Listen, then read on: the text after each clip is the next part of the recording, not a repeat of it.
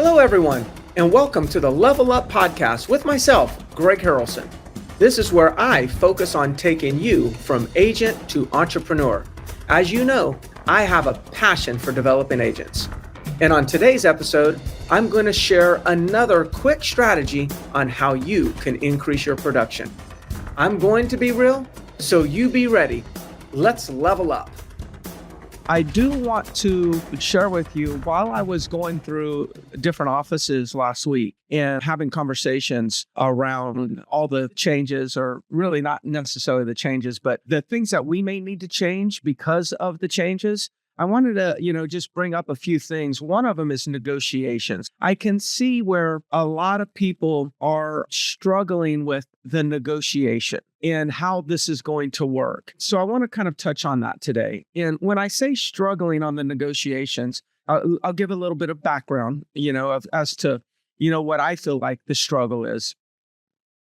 And, because in every situation, in every office that I was in, this came up. And that was, a comment like this. Well, we could be the reason the deal doesn't work out. What do we do? What if we're the reason? What if it's our fee that causes the deal to not work out? And, now I understand. I have to see it from both views. I have to see it from the buyer agent's view. And I do. Now, what I'm hoping, though, is that you'll be just as responsible as I am and see it from my view, and then determine how to handle it from there. So, my view is this: when you say this, and this is just when you say, God, we could be the reason, I don't want to be the reason the deal doesn't work out. The buyer might fall in love with it. And it's kind of like a situation where they can't get it because they have to pay me. And in my view, here's what I'm doing. And I mean this, I'm really doing this, maybe not physically, but I'm mentally going through this process. I'm like, what are you talking about? Now, from the buyer agent's view, I totally can see what you're talking about. But from my view, I'm sitting here saying, what are you talking about?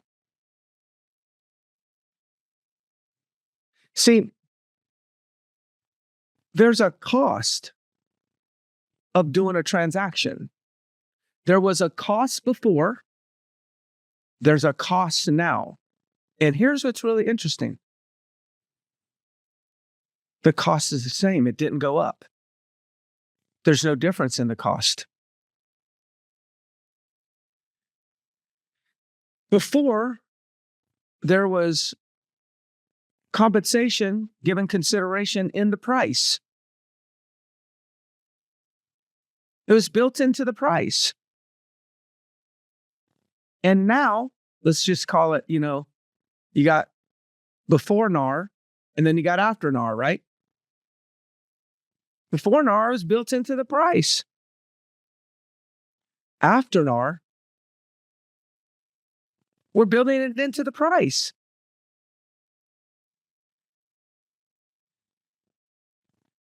Okay. When we look back and say, why do deals not work out? And I'm kind of generalizing here, but for the most part, in most cases, when a deal doesn't work out, it's because the buyer doesn't agree what they're going to have to give in the form of money, or the seller doesn't agree what they're going to get in the form of money. Now, all of you have had deals where a buyer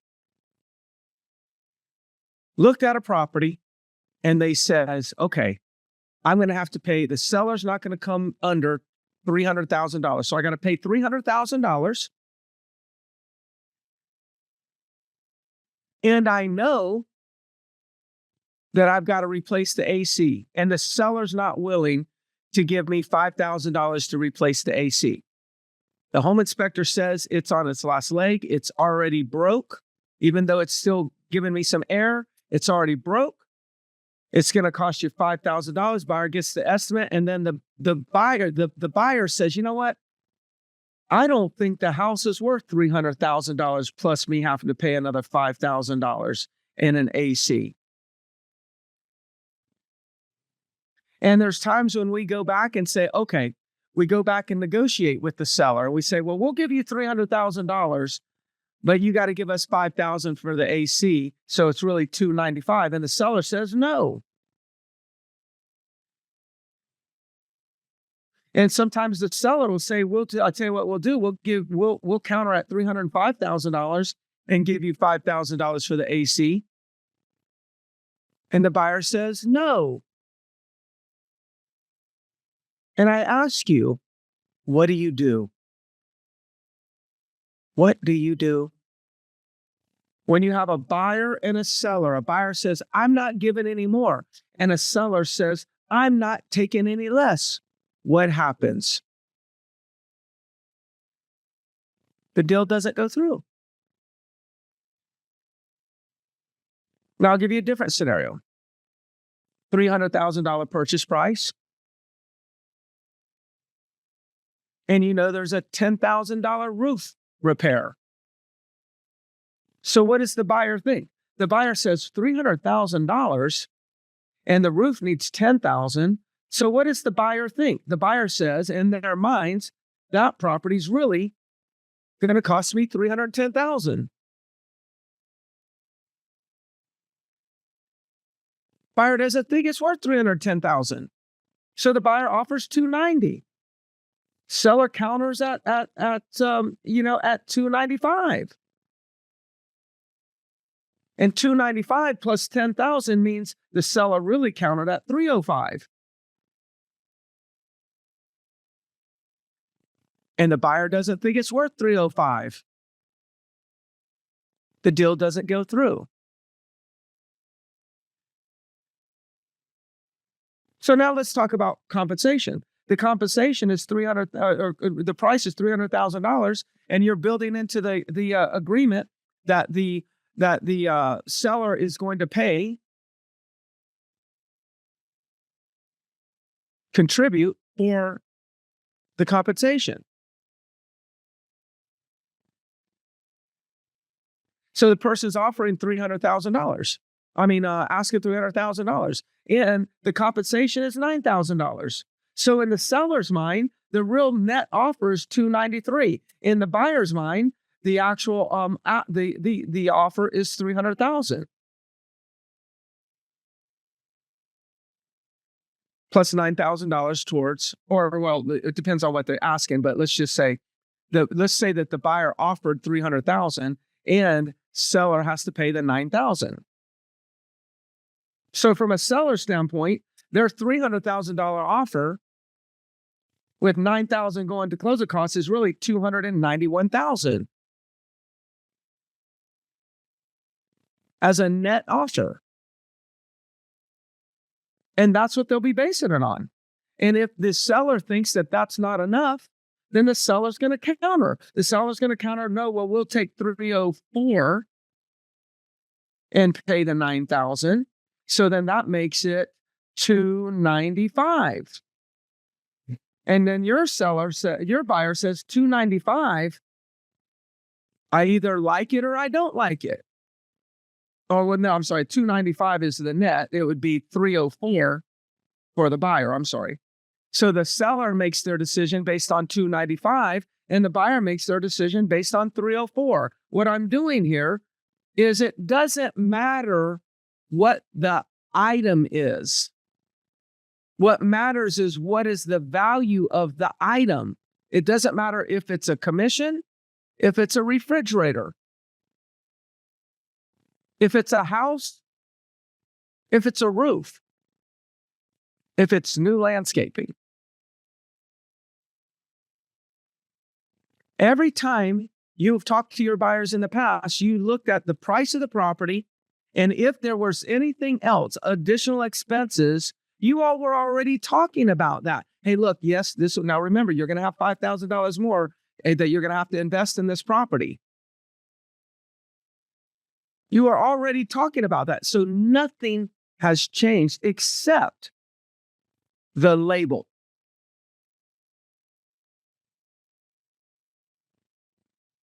The label. There's a new item that's being negotiated. That was already being negotiated. We just negotiated it in a gross price. The difference in when we were negotiating from the position of gross price, the difference now is now we got to focus on negotiating and communicating net price. So when somebody says, well, I'm not paying the commission, I say, hey, look, I mean, I have it all the time.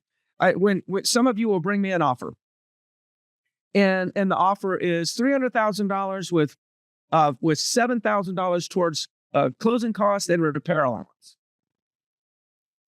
When I go to my seller, I say, hey, I've got a great offer. I think it's doable. I think if we put our heads together, we're going to be able to put a deal together.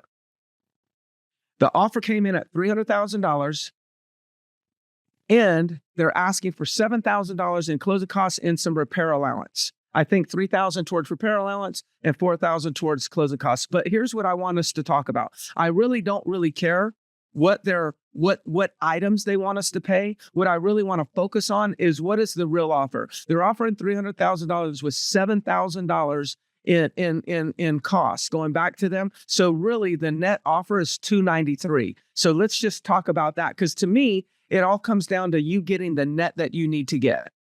It doesn't matter. I've always done that for years. It just didn't matter. Because I knew that if I went back and said, and I made a big deal out of it, I said, well, they're offering $300,000, but they need you to pay their closing costs and they need you to do this. And I kept talking about closing costs and repairs. They get emotional.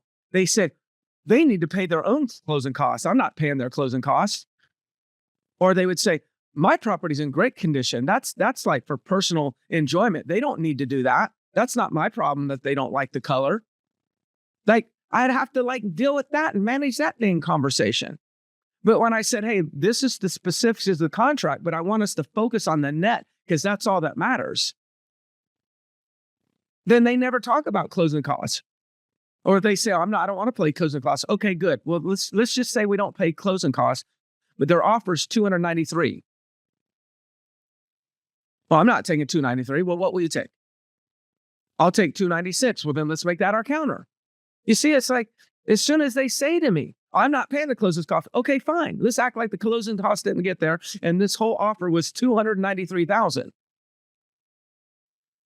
I'm talking to the buyer. Let's act like these closing costs are not there. Basically, the net sales price that they're countering at is $305,000. Yeah, but I think they should pay the commission. Oh, okay, I got that. Let's worry about that detail. Right now, they're at $305,000. We can figure out how to write the contract and how to structure the contract once we agree to the money side. The other part of it's more of a technicality.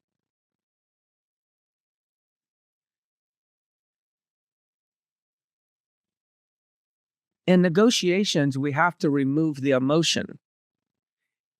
And what I see in pushback amongst agents is the agents are the ones that are most emotional about this whole thing. Now, when you had deals fall through because the buyer and the seller could not come to terms, the buyer didn't agree with what the seller wanted him to pay, and the seller didn't agree with what the buyer was demanding that they take.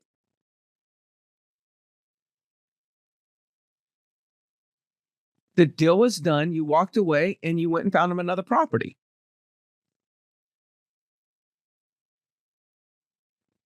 Now, that's what should happen here. It's exactly what should happen here.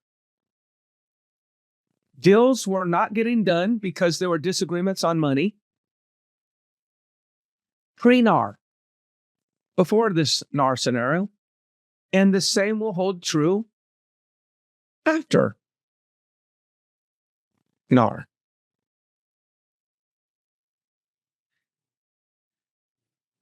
really, it's as simple as that. Well, Greg, you don't understand. No, no, no. I do understand. It's as simple as that. Anything much more difficult than that, we are creating ourselves. For instance, if the government decided that they were going to put a $5,000 tax in addition to whatever is on there now, a $5,000 tax the buyer has to pay when they buy a property, what would you do? Oh my gosh, this is going to cause deals not to go through. That's correct. It'll make it unaffordable for somebody. Yep. But would it have been your fault? No. Would we be actually frustrated? Would we be worried about how we're going to present it? No. We would present it. And the buyers would either feel like they're willing to pay that amount, they would negotiate to get somebody else to pay a portion of it or all of it, or they would walk away. Now, if we're thinking, well, a lot of people are going to walk away. Well, if a lot of people walk away, guess what that does?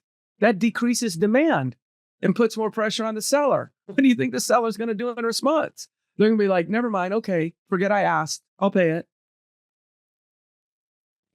Or buyers are not going to walk away.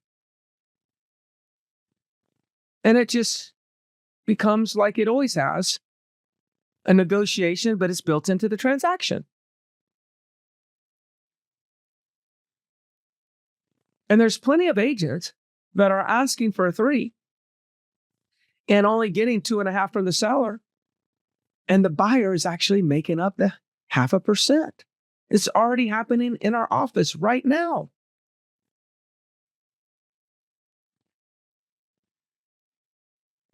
Jillian, do you think we should request a net sheet be presented with our offer to help list an agent? Do you think we should request a net sheet be presented? I think you could coach. I don't know that a request would be necessarily received that well by the other agent. But, Jillian, I think what you and I would agree with is, I think that we should take the position with another agent to give them ideas on how to best present.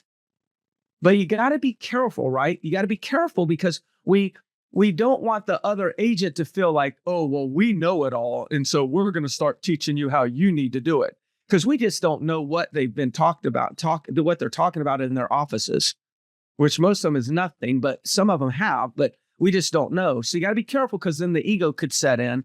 Oh, this Jillian girl is trying to tell me what to do, which I know you wouldn't do that, Jillian, but there's an art, right? And so the way that I'd go is say, hey, Jillian, you know what? I don't know if you've done some of these deals yet and how your deals are working out with this new commission structure. But what I've done in the past is I've just talked about net. No matter what you counter, when it comes to any of the closing costs and whatnot, I'm going to be talking net and try to keep the focus on just what does the buyer have to pay? What is the seller going to get? And it seems like that's been really working out and getting deals done right now with this new stuff going on. So you could do it that way. So you would say, and hey, I don't know, how's things going, by the way? Have you had to do a lot of these? Because I've been doing some lately and it's really been working out. But what I've done that I figured out is when I did it like this. So that would be the way that I would go about it, is I would just very subtly be coaching them without necessarily them feeling like I'm coaching them. So open it up for you, what I said. Okay, so I just gave you like an idea of how I think negotiations should go. Any questions or thoughts, concerns, fears about what I said, misunderstanding or whatnot, or even pushback? If you like don't agree, share that right now, because this is the power of the group. is to, at the end of the day, we share and share and share and share. And then we go out in the field and we do the very best we can. Any questions, thoughts around the negotiation piece that I just shared with you?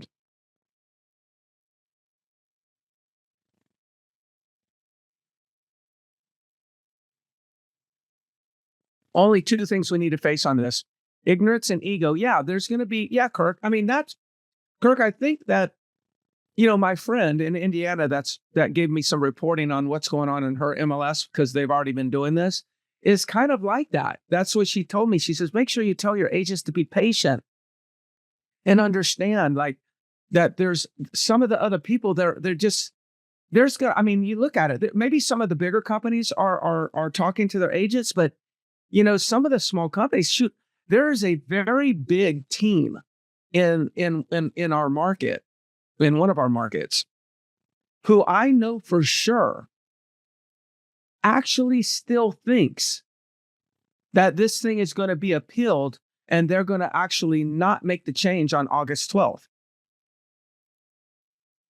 Like they're like, oh no, we're not even dressed as a team. This thing's going to be appealed. There's not going to be any changes. Business as usual.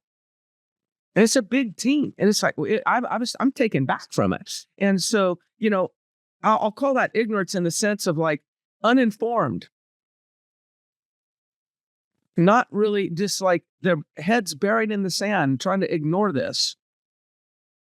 And then, yes, ego. Yeah, when you go out, people are going to take positions. Well, this is all my seller's going to do. My seller said they're only giving 2.5%. They're only giving 1%. Whatever it is, it's like, really? So you're asking $300,000. Your seller says they'll pay 1% in compensation.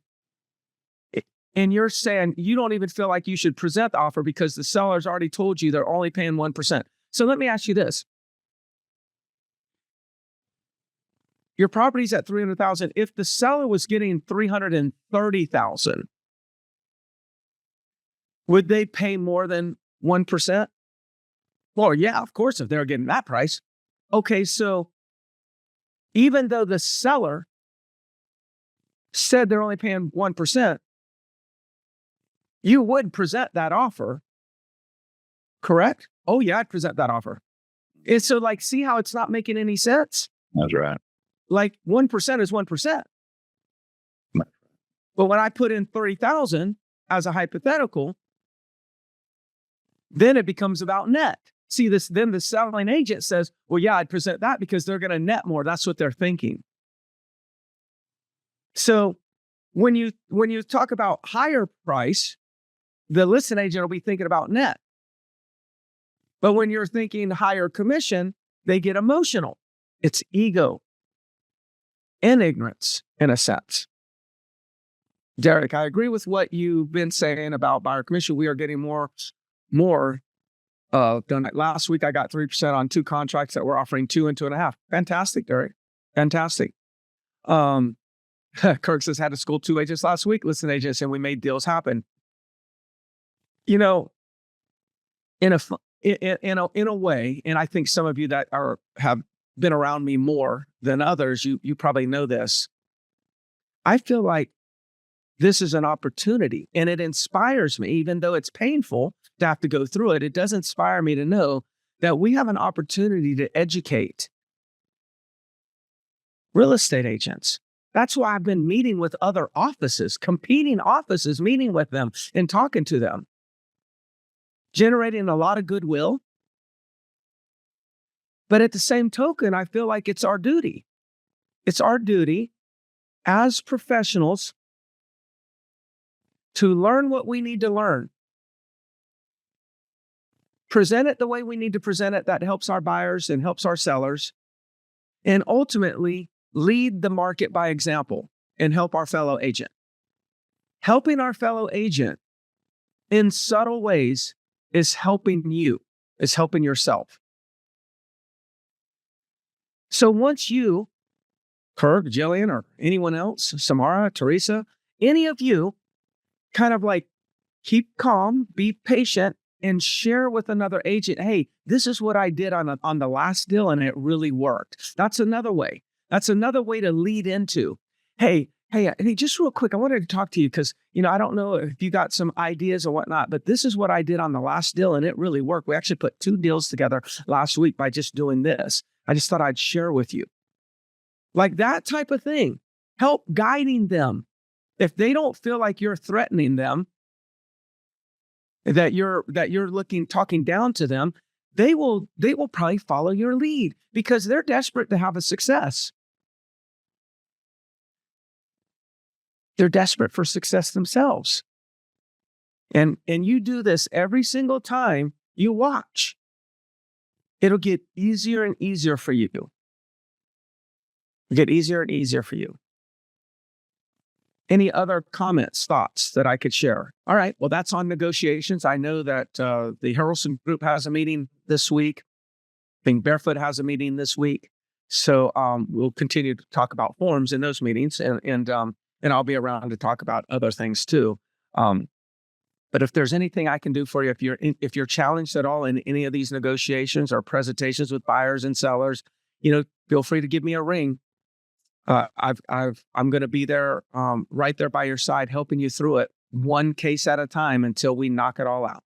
All right, everybody, you all take care. Bye-bye.